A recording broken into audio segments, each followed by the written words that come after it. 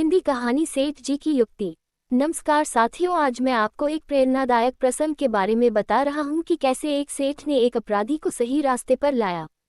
अपने बहुमूल्य विचार हमें कमेंट बॉक्स में जरूर बताएं। एक छोटे से कस्बे में एक सेठ रहता था। उसका एक बड़ा सा दुकान था। दिन भर दुकान के सामने सामान लेने वालों की कतार लगी रहती थी। इसलिए सेठ ने 2 नौकर काम के लिए रख लिए।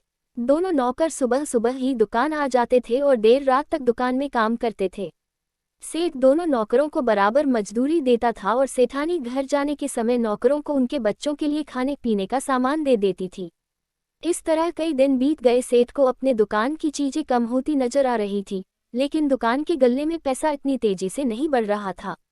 अब वे परेशान होने लगे। उन्होंने यह बात अपनी पत्नी को बताई तो उसकी पत्नी ने भी कहा कि मुझे भी कुछ दिनों से यही महसूस हो रहा है कि घर का सामान जल्दी जल्दी खत्म हो रहा है।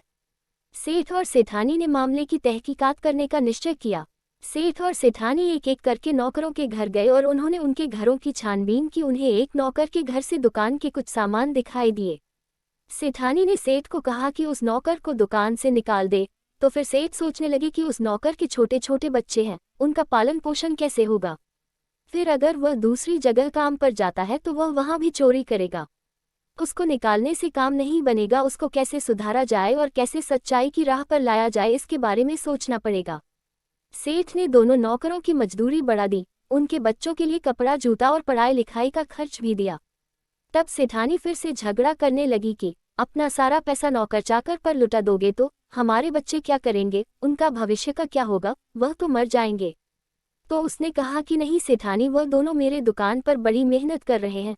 उनके घर में अगर तंगी होगी तो उनका काम में मन नहीं लगेगा और भी गलत रास्ते पर चले जाएंगे। उनको सुधारना मुझे बहुत जरूरी है। उनके सुधरने से हमें भी फायदा होगा।